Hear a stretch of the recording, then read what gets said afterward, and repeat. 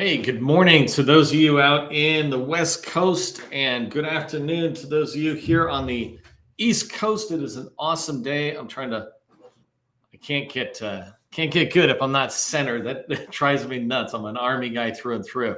I want to thank you for joining. A quick tip for those of you who were here early. I really appreciate it. I want to say thank you. And here's my tip for you: is that as you come to these events, it's a little self-serving to me, but it really will be helpful to you. One tip is if you register for this event, I don't know if you know this, but if you click to attend this event, you're able to then invite your connections. And this is something that's really valuable. If you're inviting your connections and they end up liking attending this training just like you're liking it, they will thank you for introducing you to the training and to begin to warm up connections maybe you haven't talked to in a while. At different companies, et cetera, small businesses or large or government. But that's a tip is keep in mind, because when you invite people to events, mine or anybody else's on LinkedIn, you get visibility out there to both the people you invite, and LinkedIn goes, hey, this is great that you're doing that. Let me push your content out a little further. So something to keep in mind about LinkedIn as we go forward. Just a quick little tip to say thanks for showing up earlier on time. I am waiting to see just in the chat that we're good to go. And it looks like we are. We're going to get started 1 second as soon as I get my caption turned off. Okay, let's get started. Hey, small businesses are often treated as less than. We're tolerated sometimes rather than seen as equals, which I hate. And in today's training, I'm going to teach you how to stop that from happening, or certainly to minimize that from happening to you and to your company when you meet with large teammates or federal buyers even sometimes. And so we're going to tackle that issue today. And really, I want you to keep in mind this one thought is that you are not a small business. You're a trusted advisor. That's the title of today's training. But I mean it thoroughly, right? When you started your company or when you started working at a small business, any one of you could have easily been working at Booz Allen or Lockheed or something as an employee there. And if you had that business card, people would have treated you like an expert. Well, now that you don't have that card, sometimes people forget that you are that expert, including you. And I need to get you to remember that. And that's part of the training. If you don't know who I am, my name is Neil McDonald. I am the president of the GovCon Chamber of Commerce. I want to welcome you to my daily LinkedIn Live federal sales training, where I teach processes and procedures for you to achieve success in the federal market. I spent 20 years as a small business owner in the federal market. And since 2018, I've been teaching people like you that government contracting is not a secret. It's just a process. A process goes from A to Z. When we follow the process, we can achieve predictable results. And that's what I want from you. It's why I do this training. Before we get too far started, help buyers and me remember who you are. Put your company name and your core competency, 2 or 3 words into the chat, and let people know who you are. Remember, this isn't just a training. One of the coolest things about this being on LinkedIn is that you're able in the chat to meet all sorts of other people who are in the same industry as you, selling to the federal government, right? Almost everybody here is in the federal market. And so engage with the people in the chat. And one of the first ways you engage is just let them know who you are. My company name, my core competency. You're feeling generous, throw in your city and state. Excuse me. But it is a community. So build a community by talking to each other. I won't look at the chat as much as we go along because I'm trying to deliver the content, but I'll come back afterwards. The other thing is, as I go along in training, I'm going to ask you to engage with me and put stuff in the chat. Let me know you're hearing me and understand what I'm saying by doing that. And I'll be really thankful for you doing just that. Okay, so we're going to cover pretty good amount of stuff here on this idea of seeing yourself as an equal to the government and to large firms, right? You are not a small business. You're a subject matter expert. You're a trusted advisor. And so I'm going to dive into this topic. I'm going to go through a little bit about where we're at and maybe how we're seeing ourselves. And then I want to give you specific tips towards the end of exactly what you can do to start increasing your authority within a meeting. And I'll talk to you more about that. So the first thing is just tell me if any of this, and not in the chat, but just to yourselves, think about if any of this rings true for you, right? You've gone to meetings and people, and flat out, people just treat you like you're not their equals. They're arrogant. They're, you're in there and you feel like you got your hat in your hand or something. That's one way that you might be feeling like a small business instead of a business. Another is you feel like you have to justify yourself right? When you sit in a meeting with somebody else, they're not justifying who they are, but some reason you feel like you have to justify that you've got the quals, you deserve to be at this table for this meeting, right? If you're justifying it, then you may be seeing yourself as a small business and inadvertently helping them see you as a small business. And then the last one is sometimes when you go have a meeting, maybe you've encountered this where people feel like they know everything about you.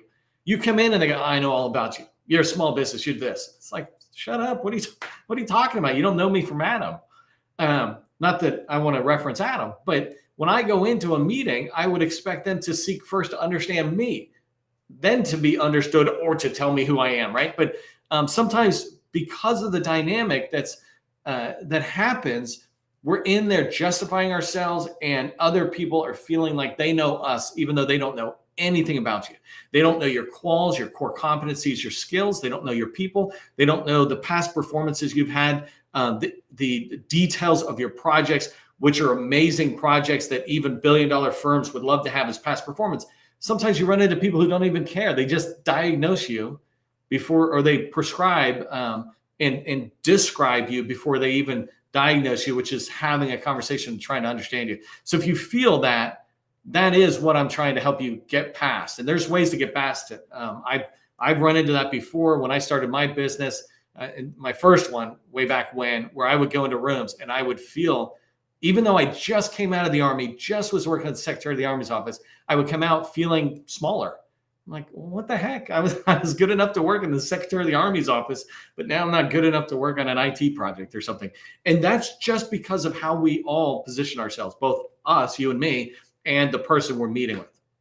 And so what I'd like you to understand, and what we're going to cover today, is how to go from being unprepared for situations like that, unprepared to deal with meetings and people like this, to being prepared, right? You have this sense of a level of equality with the people you're meeting. So when you're prepared, you get that. I want you to go from unprepared to prepared to then being the authority in the room, to where everybody looks to you and says, what does Sally have to say? Let's all just shut up and hear what she has to say, because she's the authority. When you talk, they see you as that authority. They don't see you as a small business. They don't see you as a hub zone or any of these things. They see you as a subject matter expert, the authority. You can get to that stage from unprepared to prepared to being that authority. It's called authority shifting. And it's not in any kind of dominating way or bad way. It's just showing people that you are the subject matter expert in what your core competency is, and giving them the confidence to forget about all these little things that are distracting them and look to you as somebody who can help them with their mission, or if it's a large prime, that you can help them with serving their customers, right? And this is in your control. I don't know if you've ever heard me talk about this before, but if you want control of your own situation and control of your future, you must take responsibility. I don't mean blame, I mean responsibility. The reason that I'm not having a balanced conversation with the other person, or even them seeing me as an authority, it's because of me. I take responsibility for that. And what that means is I now have control to be able to get them to see me as the authority through the things I do, whether it's in that meeting or on LinkedIn, where I'm constantly proving myself as a subject matter expert. But if I put the responsibility on the other party, that large prime or that agency program office, if I put the authority on, or the responsibility on them, then I have to sit back and wait for them to do something better to make my life better. I don't want that. And I want you to take responsibility so that you have control. And remember, responsibility is not blame. It's just really control grabbing. So if you understand what I'm saying, and you want this transformation of going from unprepared to prepared to being the authority in the room, put I am an authority in the chat. Let me know you're following along with what I'm saying. I am an authority.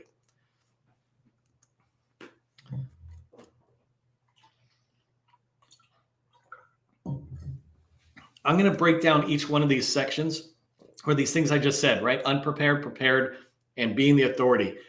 I want you to understand if you might be in one and how to begin to go to the next. So let's talk about unprepared, and what does that mean? You can see yourself as an unprepared person. And by the way, it's not bad if you're unprepared. It's just a current state. And it's funny, sorry. The cloud must have just gone in front of the sun. It made everything dark, and Neil's off his track. Anyways, unprepared. Just because you're unprepared, if you are, don't feel bad about it. Just acknowledge it, say it's there, and I'm going to prepare it, right? Sometimes I'm unprepared in certain meetings I go to. Other times I'm just totally prepared. So understand and accept where you're at. You take responsibility, and then you have control to go to the next stage. So you're unprepared if you're not researching the person you're going to meet with, the company or the agency you're going to meet with. You're not doing the research in there. You're going into a briefing. You're going in there and you're briefing somebody all about you, all about your company, about opportunities that you care about. Hey, I'm here to talk about this and I want to talk about that. But nowhere are you including in your discussions, I want to talk about your challenges. I don't want to just talk about them. I want to fully understand them. And what are your goals? And how do these goals align with the challenges you're facing, right? Truly begin to understand that. That is business development and capture activity, right? So going in with a briefing that's all about you and the opportunities you care about might be a sign that you're unprepared. And then the last thing is if you're leading with tags, right? We say this all the time, don't lead with your tags, lead with your capabilities. And what that really means is don't go in and say you're a small business or you're a veteran-owned business or any of that stuff. First off, no one cares, right? Nobody in the Army is going to buy from you because you're a woman-owned business. They're going to buy from you because you can help them with the mission downrange. They have soldiers in the field who need things. Can you solve that? Great. If you happen to be a woman-owned business or a hubs-owned business, all the better. But first, can you solve the mission? That's what we care about. And that's why you never want to lead with your tags, right? This is important, by the way, that as you move forward and you're unprepared and you see these things, they're all fixable.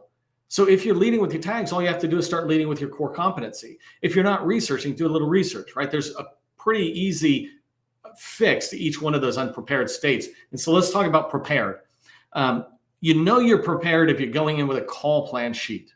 I've got a call plan sheet. It's a free handout. If you want that, put call plan sheet into the chat. I'll get it for you. But a call plan sheet is basically meeting minutes applied to an agenda. So sometimes when you go in and if you might have an agenda, it just has 4 or 5 bullets. But a call plan really lays it out much further. And so let me break down what's in that. So in a call plan, when you have a call plan, first off, what it means is that you and your colleagues are researching the company or agency you're going to, and you're researching that person. First, most important thing on a call plan is it must have an objective. If you don't have an objective, meaning this is what we want to achieve from the meeting, then what's the purpose of the meeting? What's the point of the meeting? And how can you expect to achieve anything? If you're in Washington, D.C., you have to have an objective to go somewhere else. Otherwise, why leave your front door? Oh, I'm going to San Francisco. Perfect. There's your objective. I want to get an NDA about this opportunity. I want to get an introduction to the PEO digital program office, right? These are objectives. You need to know what your objective is for a meeting and the people you're going to meet. I'm going to come back to objective in a minute with questioning. But the second thing you want to have when you go in is have an icebreaker that is around the person you're meeting with. An example is if I'm going to go meet with this director of IT, I might see that they recently did a podcast interview or they wrote a blog. If I can't find anything in particular that they've done, I might sit there and use an icebreaker where I talk about the strategic document and it mentions you guys in there. It mentions IT. It was great to read that. It gave me a little bit better understanding. And the purpose of this is to not talk about golf, but to start the meeting right from the beginning, talking about their needs and something about them. So they're instantly in the business mode and they're instantly feeling good because you cared enough to research them. Third thing is purpose. You want to be able to state in a meeting, this is how you know you're in a prepared meeting instead of an unprepared meeting, is you agree to a purpose, hopefully a little bit before the meeting, but certainly at the start of the meeting, you say, hey, I just wanted to clarify the purpose of today's meeting is this from my perspective. Is that okay with you? And do you have anything you'd like to add so that it's a success for you as well? By doing that, it does 2 things. It gets them to agree to your purpose, which is aligned with your objective, but it also gets them to think truly about, well, what do they want out of the meeting? Why are they meeting with you? Just because they're nice? So it gives them a chance to think about it. And the fourth main part of the call plan template or call plan sheet are questions. And I call them spin sell questions. They come from Neil Rackman's book, Spin Selling. I've been using it for 20, 30 years. And the idea of these questions is they slowly walk a person through to begin to discuss their challenges and goals, their problems and what they're trying to achieve, the problems they might have and who else is impacted by those problems, that if you're able to solve it, they can benefit and their own customers can benefit. And the reason you do these kind of questions is because you don't want to come in with your solution or the answer to a question, et cetera. You want to walk them through so that they can see the problem and recognize that they have it and you have the solution. When you do these kind of things in a call plan sheet, you have an objective that says, this is clearly what I'm going to get out of this meeting. That's a measurement of success. When you have the right questions in there that guide the conversation, you have a prepared meeting, and you have a meeting that has a much better chance of being successful rather than just great. And I describe successful and great as, hey, everybody loved each other. Successful is it moved the sale forward. And the point of having a prepared meeting is when you come in with a call plan and you say, hey, I got these 7 questions I wrote down I want to talk with you about, they're going to look at you with a whole new light. They're not going to look at you as if you're an unprepared person. And I'm telling you, you have a lot of peer companies out there that come in unprepared. If you come in prepared, they will be thankful for it. They might say thank you out loud, but they're certainly saying thank you inside. Having somebody be prepared for a meeting means you respect their time. So if this is all making sense, what I'm talking about, using a call plan sheet to be prepared going in, then put call plan into the chat.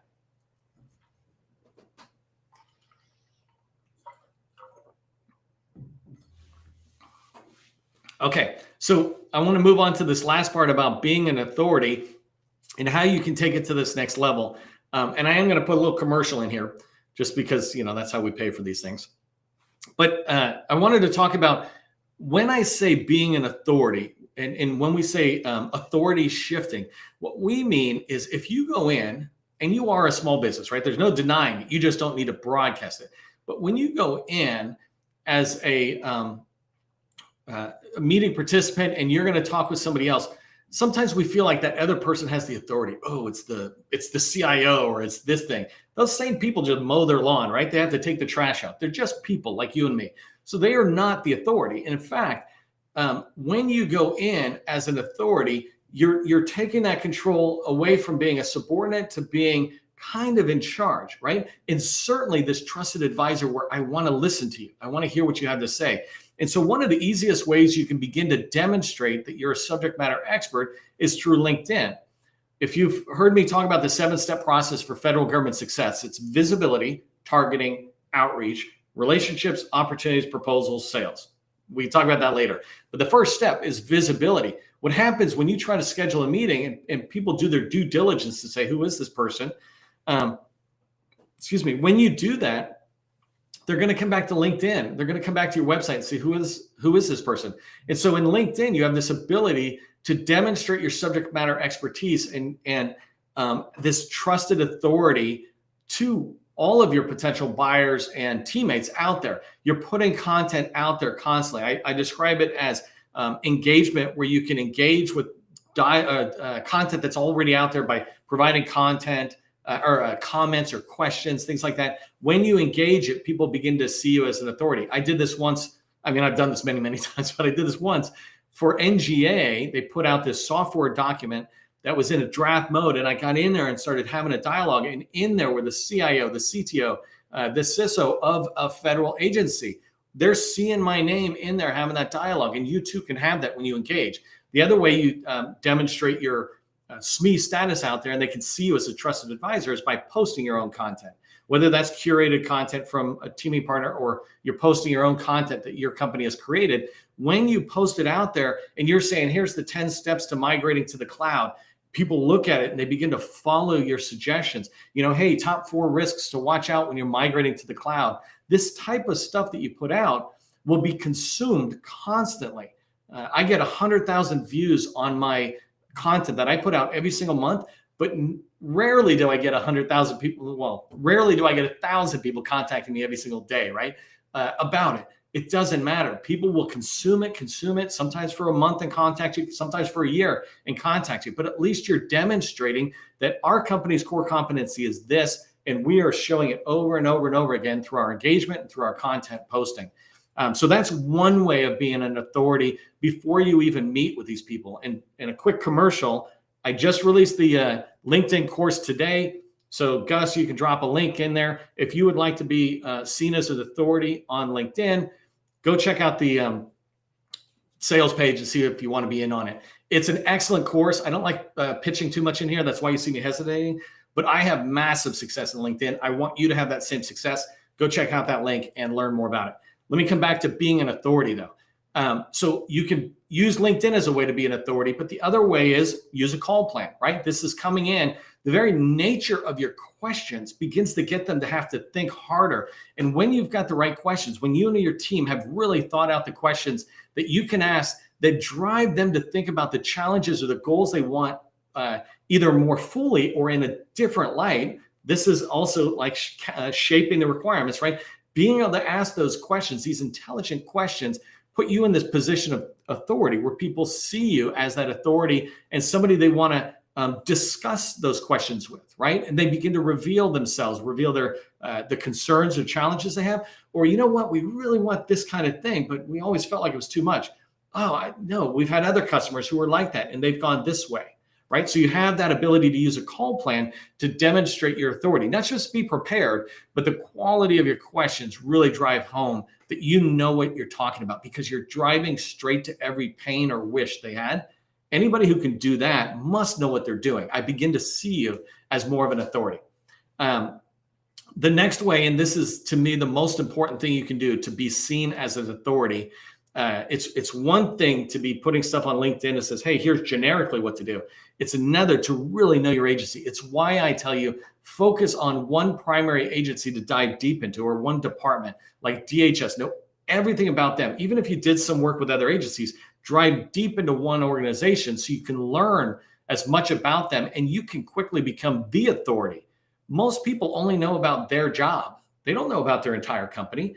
It's a classic thing you can see. Somebody comes out of the military and we go, oh, let's hire them as a business developer, for example, and they can go back into the Navy and sell. No, those people knew their command or their, like if they were cyber or if they were infantry, I guess there's not infantry in the Navy, but right, if they were in a particular MOS or job category, that's what they know. They might know certain angles, but they don't know the Navy. They don't know the Army. And when you do business development, that is exactly what business development is taking the Army and understanding everything about it. And so let me give you 5 tips that are specific to research that will help you not only be seen as a SME and Trusted Advisor, but it will do that authority shifting that we talked about, where you're seen as the authority in the room, even about their own agency. So the first thing you want to do, and this is what I do, and this is why I'm suggesting to you. First thing I do is I take an organization like the Army and I go, let me lay it out, right? I lay out the entire structure.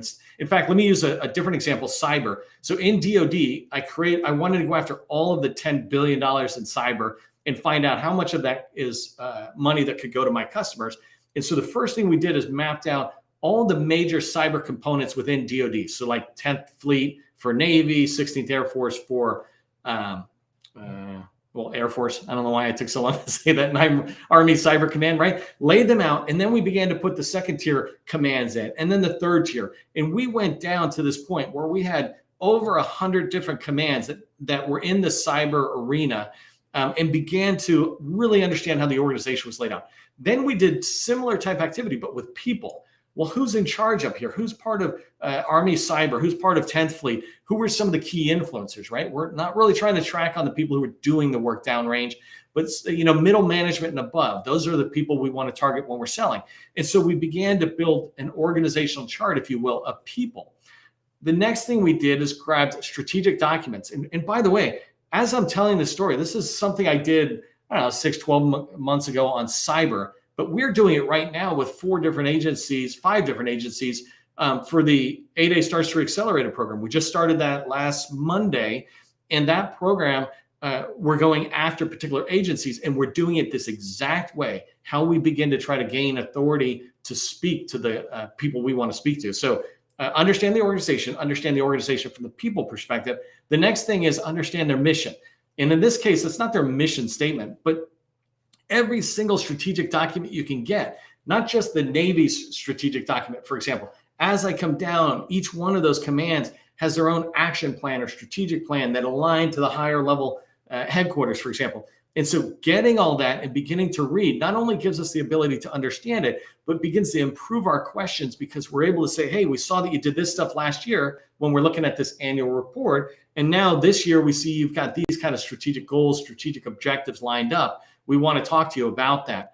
And I'm going to tell you a story about how we did this and how we did this authority shifting with somebody with no federal experience. And it is amazing testament to the process, right? It is process. It's not Neil's charisma or magic. It's a process of understanding an agency, caring enough to really begin to understand it. So this, when I talk about strategic documents, you're not done until you have hundreds of pages, right? It takes a while to go through. But again, if you want $1 million or $10 million or $100 million from an agency, isn't it worth doing the research? So you're understanding the organization, understanding the people, gathering all the strategic documents and beginning to read them and understand them further. And then you look out to social media, podcasts, LinkedIn, Facebook, wherever people are putting it. But in particular, like video interviews, podcast interviews, blogs, where your agency, your target agency is putting information out there. You're trying to gather it, bring it all back. Oh, John, I saw you said this thing 3 months ago when you were talking to this group. That was really fascinating. I wanted to explore that. John's going to appreciate it, right? I've met with people where they're surprised I was able to find something. Oh, I thought that was a private event. It was just you, 50 people, and the internet kind of thing, right? So we all have access to it. If you're not familiar with a tool called Google, use it. Anyways, so social media stuff. And then the last one is industry briefs. Often the government is putting out briefings to industry, but they're doing it through all these different organizations. So you have to begin to learn what organizations are working with the Navy or which ones are working with the Air Force, for example. And as you begin to find out who these organizations are, you can start tracking on what briefings are put out. A few weeks back, we had Navy Gold Coast. I think that was hosted by NDIA. And they have the presentations, all the briefing decks afterwards. So you can go online, you can find them, you can attend the event and get them. But when you get those, you see how they're briefing to industry about what they're doing. So you can look at their strategic documents, you look at industry briefings, you begin to have a whole story in there. Really quickly, I'll tell you the story about DLA. By the way, if you understand what I'm saying about research and how research can be so valuable to your success, while I'm telling the story, put research rocks into the chat. Let me know that you understand that research is vital for you beginning to do that authority shift. I had an intern who was I was going to turn him into a junior BD person, and I had 90 days. In the first 30 days, I had him do all this research that I'm telling you to do. They did not know government, and they did not know government contracting at all before they started. They were just a smart person, but other than that, right, no industry experience. And as they began to read each one of these documents, as they started putting together an org chart in PowerPoint or wherever I had them put it together, the pieces all started coming together like a puzzle. As you put more and more pieces, you start seeing the picture. And so as they put it together and they started having outreach sessions, they had 3 meetings where I had to attend with them. And after that, they didn't need me anymore as they reached out to small business professionals, program office, and contracting officers.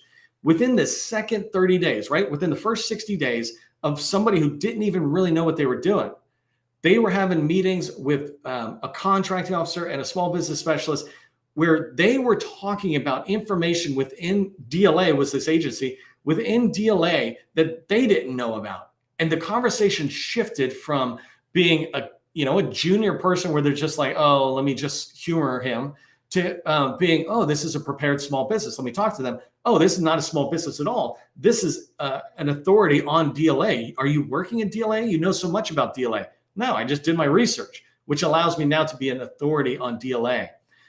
It's really important. I'm running out of time, but it's really important that as I run through, right, and you understand this, that we often go in saying we're a small business. If I get you to do one thing, stop saying you're a small business. You're not.